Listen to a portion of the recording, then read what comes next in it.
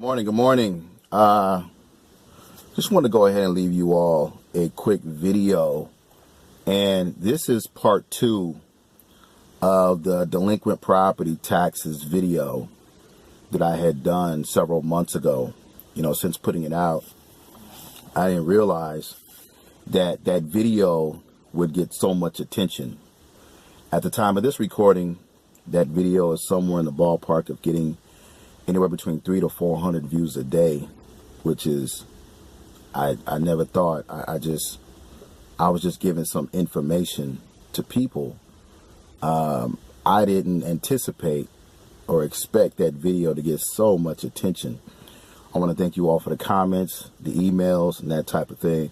But I needed to do this part 2 for many of you that are facing this thing called frustration. What's happening is this. So let me pick up where I left off there. So what you're doing is you're contacting the tax assessor's office, or you're contacting the person that is in charge of property taxes, and you're asking them for a copy of the properties that are behind on property taxes. Many of you are getting tax lien leads or tax deed leads. What I mean by that is this.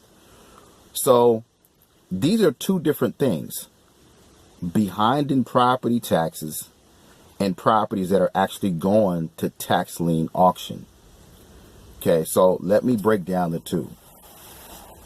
The delinquent property taxes are the properties that have not gone to auction yet. Okay. This is the difficulty that you're having in getting the list. A lot of people that you're contacting at these offices don't know what you're talking about. Almost like you're talking another language, because no one has asked them for this quote unquote private list before. Okay. What you're looking for is you're looking to get a list of properties that are behind on taxes that have not gone to auction yet. You want to word it that way if you're contacting people via phone. If you're contacting them via email, you can also do that.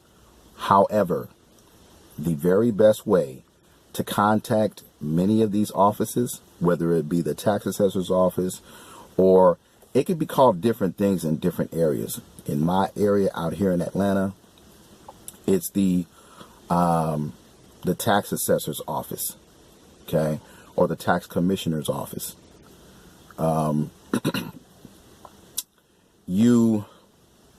The best way to get this list is, the very best way to get this list is by mailing the office with an official letter, okay, that is a request to get this particular list.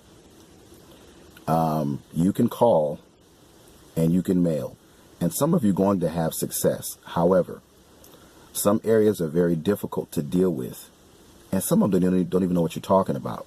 So the best way to get this list is a letter that is typed up, and it is sent via first class mail or FedEx. It has to look official. It has to look like, it's almost like walking in a room with a tuxedo on. You're taken in a different way. You're taken seriously. It's like walking it's like walking in somewhere. Let's say, for instance, I'm going to Walmart, but I'm wearing a $500 suit. People like, because I look official. You know what I mean? So you want to really, really stand out. You don't want to blend in. You don't want to write a regular letter and then go ahead and just mail it. So what you need to do is either send it first class, or send it via FedEx. Okay. And it is a request letter. Now, this particular letter, this is the part where many of you that are having difficulty, I'm going to put something together that, and I gotta, unfortunately, this aspect of it, because I'm going to have to go ahead and package it up, I'm going to put this together in an ebook, and the ebook will be coming out in about a week from this recording, in less than a week, I'm sorry. and you all will be able to go ahead and get that ebook. Okay. But many of you that are having difficulty, the best way to go ahead and do this is to go ahead and send an official letter. If the letter doesn't do it, or if the phone call doesn't do it, or if the email doesn't do it, this is what you're going to have to do. Number one, go to agentpro247.com. That's agentpro247.com. That is a data provider where you can go ahead and pull the delinquent property list from there. If that doesn't work, you can go to realquest.com. realquest.com. That is another data provider. They're more expensive. They're a little more expensive than Agent Pro 247. You can go there and you can go to the website, give them a call, let them know what it is you need. And so that's Agent Pro 247 or realquest.com. Contact them and see, and chances are they will have a list. Okay. The last thing you could do, which is one of my favorite ways to go ahead and get a list, is to go to a website called Upwork, upwork.com. This is a site for freelancers. But on this site, what you have is you have a ton of people who are experienced in the real estate industry. Everybody from real estate agents to attorneys to title people and that type of thing. These people have access to these particular data providers. You go on there and you write up a job description and you slap it on there, letting people know, hey, I need to pull a delinquent property tax list in such and such county. So let's say, for like, I'm in Atlanta, Georgia. I need to pull up a delinquent property. I need someone to pull up a list of delinquent property taxes here in DeKalb County in Atlanta, Georgia. Okay. And what will happen is you'll get a nice response of people that will go ahead and pull up that list and provide you with that list. Okay. So let me back up a minute. You can pull it up from these data sources, Agent Pro 247, as well as Upwork and RealQuest. However, this is not the rawest form of data. In other words, when you pull it directly from the county, it's like kind of like mining for gold. The data comes really, there's a lot of stuff on it. There's a lot of, I should go ahead and, if you all request it, you know what I'm going to do? This is what I'm going to do. I'm going to go ahead and I'm going to block it out. I have an old list from 2014, 2015. I got to block out some information. I will show you what a raw data list looks like in my area. Okay. But I'm going to have to go ahead and block out some information.